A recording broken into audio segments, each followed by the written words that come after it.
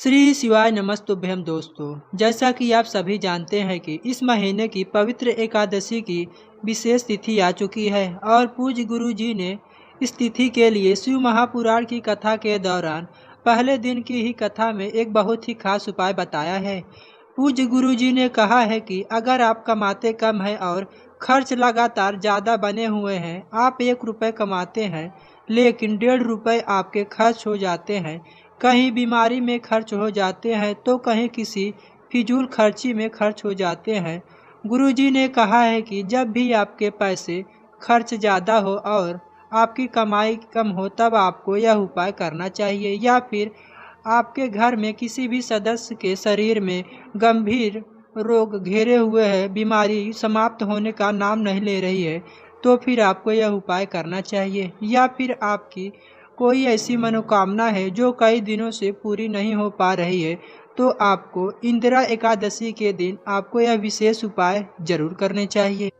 लेकिन उससे पहले आपसे एक प्रार्थना है, वीडियो में बताए गए उपाय को आप अच्छे से समझकर पूरे विश्वास के साथ करिएगा। उपाय करते समय आपको कोई भी गलती नहीं करना है। इंदिरा एकादशी का विशेष तिथि हम लोगों के लिए बहुत महत्व रखती है, क्योंकि यह श्राद्ध पक्ष में पड़ने वाली एकादशी है। गुरु जी ने कहा है कि इस बड़ी एकादशी के दिन आपको कुछ ऐसे विशेष उपाय करने हैं जो आपके जीवन में चल रहे तमाम समस्याओं को समाप्त करने के लिए बहुत ही उपयोगी होने वाला है। बिल्कुल नया एवं अचूक उपाय गुरु जी ने अपनी शिव महापुराण की कथा में पहले दिन की ही कथा में इस उपाय को बताया है, और यह उपाय आपके लिए बहुत ही खास होने वाला है। गुरुजी ने कहा है कि अगर आपके घर के आसपास शिवालय नहीं है तो आपको यह विशेष कार्य जरूर करना चाहिए। आपके घर के आसपास अगर इन 5 तरह के वृक्ष में कोई एक वृक्ष है तो आपको यह उपाय जरूर करना चाहिए। आपको उस वृक्ष के पास जाकर 1 लोटा जल लेकर और महादेव के किसी भी नाम का स्मरण कर लेना है, या फिर आप चाहे तो श्री शिवाय नमस्तुभ्यम का स्मरण कर लेना है और 1 लोटा जल अपनी मनोकामना भगवान भोलेनाथ से कहते हुए आपको कह देना है। ऐसा कर लेने से 1 लोटा जल सीधे महादेव को समर्पित हो जाएगा।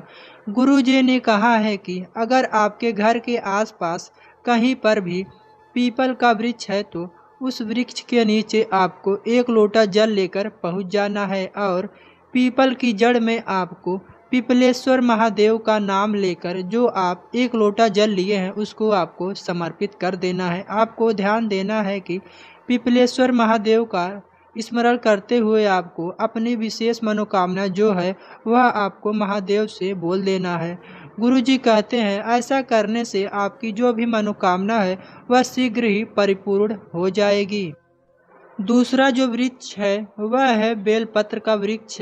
गुरुजी कहते हैं अगर आपके घर के आसपास पीपल का वृक्ष ना हो तो आपको 1 लोटा जल लेकर बेलपत्र के पेड़ के पास चले जाना है और जो आप 1 लोटा जल लिए हैं उसको आपको बिल्वेश्वर महादेव का नाम का स्मरण करते हुए आपको 1 लोटा जल जो है वह आपको बेलपत्र के जड़ में आपको अपनी विशेष मनोकामना कहते हुए महादेव को अर्पित कर देना है।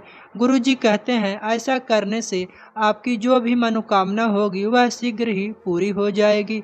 1 लोटा जल समर्पित करने के बाद आपको घर वापस चले आना है। तीसरा जो वृक्ष है वह है बरगद का वृक्ष।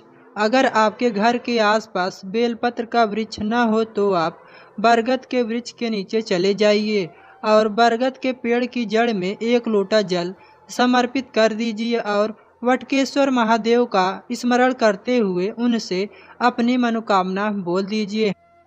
बरगद के पेड़ के नीचे जल समर्पित करने का सबसे अधिक फायदा यह होता है कि हमारे जीवन में धन धान्य के नए नए मार्ग खुलने लगते हैं, और अगर हमारे जीवन में कोई भारी कर्ज हो गया है तो वह भी बहुत ही जल्द समाप्त होता है।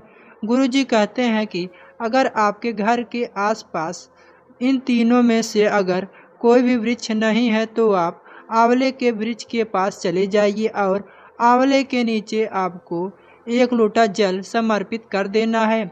जल समर्पित करते समय आपको अक्षेश्वर महादेव का स्मरण करते हुए आपको जल समर्पित कर देना है। अक्षेश्वर महादेव का स्मरण करते हुए आपकी जो भी विशेष मनोकामना है वह आपको अक्षेश्वर महादेव से कह देना है।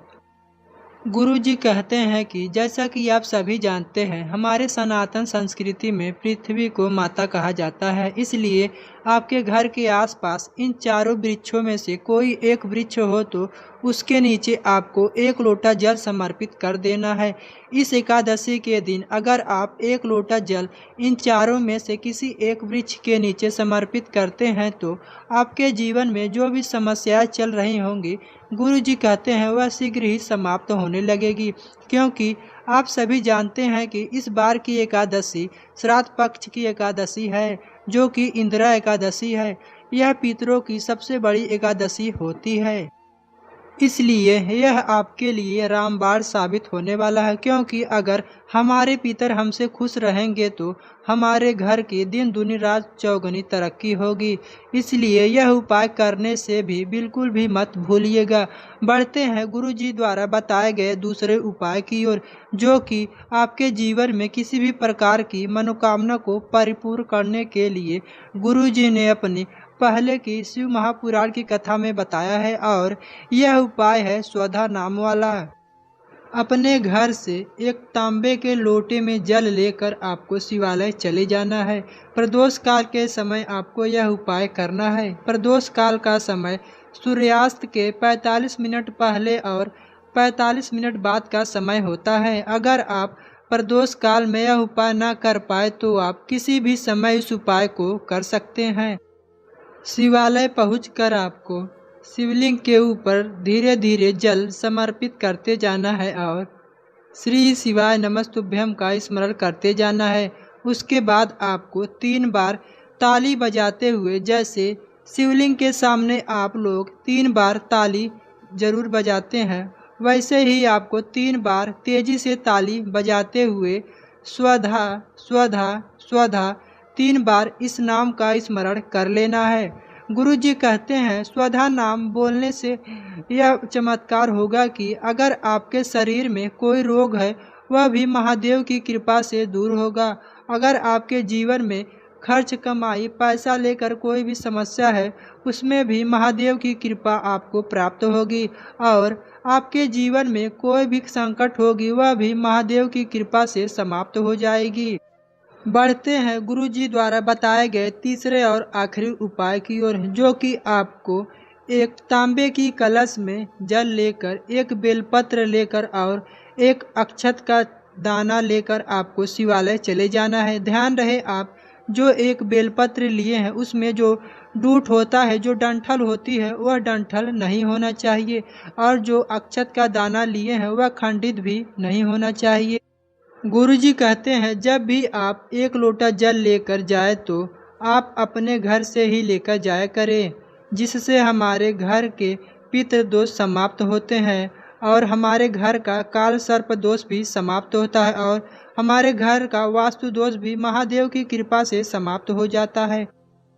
चावल का दाना जो आप लेकर गए हैं, उस चावल के दाने को आप शिवलिंग के ऊपर रखकर श्री शिवाय नमस्तुभ्यम या फिर ओम नमः शिवाय का स्मरण करते हुए आपको समर्पित कर देना है। उसके बाद जो आप बेलपत्र लेकर गए हैं उस बेलपत्र को अपने हाथ में रखिए और आपकी कोई भी विशेष मनोकामना है जो परिपूर्ण नहीं हो पा रही है, वह चाहे धन से जुड़ी हो या फिर कोई भी जो हो सकता है, आप अपने व्यापार के लिए यह उपाय कर रहे हो या फिर हो सकता है आप अपनी नौकरी के लिए यह उपाय कर रहे हो या फिर आप अपने विवाह के लिए यह उपाय कर रहे हैं। बेलपत्र को आप इसी चावल के दाने के ऊपर समर्पित कर देना है। बेलपत्र का चिकना वाला हिस्सा शिवलिंग पर टच होना चाहिए और बेलपत्र की जो डंडी है वह जलाधारी की तरफ रहेगी। फिर मैं आपको बहुत ही ध्यान से समझाना चाहूँगा। यह एक लोटा जल आपको शिवलिंग पर कैसे समर्पित करना है। तो सबसे पहले आपको थोड़ा सा जल श्री गणेश जी के स्थान पर आपको समर्पित कर देना है और श्री शिवाय नमस्तुभ्यम का स्मरण कर लेंगे। फिर आपको दूसरे नंबर पर आप श्री कार्तिकेय जी के स्थान पर थोड़ा सा जल समर्पित कर देना है और श्री शिवाय नमस्तुभ्यम का स्मरण कर लेना है। उसके बाद माता अशोक सुंदरी वाले स्थान पर आपको जल समर्पित कर देना है और श्री शिवाय नमस्तुभ्यम का स्मरण कर लेना है। उसके बाद आपको माता पार्वती के हस्त कमल पर थोड़ा सा जल समर्पित कर देना है और श्री शिवाय नमस्तुभ्यम का स्मरण कर लेना है। उसके बाद बची हुई जो जल है वह आपको, जो आप शिवलिंग के ऊपर एक अक्षत का दाना और बेलपत्र चढ़ाए हुए हैं, उसके ऊपर आपको धीरे धीरे जल समर्पित करना है और श्री शिवाय नमस्तुभ्यम का स्मरण करते रहना है और अपनी जो भी विशेष मनोकामना है, जो भी परेशानी है, वह सब आपको महादेव से कह देना है। पितृपक्ष में पड़ने वाली यह इंदिरा एकादशी के दिन अगर आप ये उपाय करते हैं तो महादेव की कृपा से आपकी जो भी मनोकामना होगी, जो भी परेशानी होगी, गुरुजी कहते हैं वह शीघ्र ही पूरी हो जाएगी, वह परेशानी शीघ्र ही समाप्त हो जाएगी। तो दोस्तों, वीडियो में बताई गई जानकारी अगर आपको उपयोगी लगी हो तो वीडियो को लाइक अवश्य करिएगा। अगर आपको कोई भी प्रश्न हो तो कमेंट में ज़रूर पूछिएगा। उपाय करते समय आपको कोई भी गलती नहीं करना है। श्री शिवाय नमस्तुभ्यम। हर हर महादेव।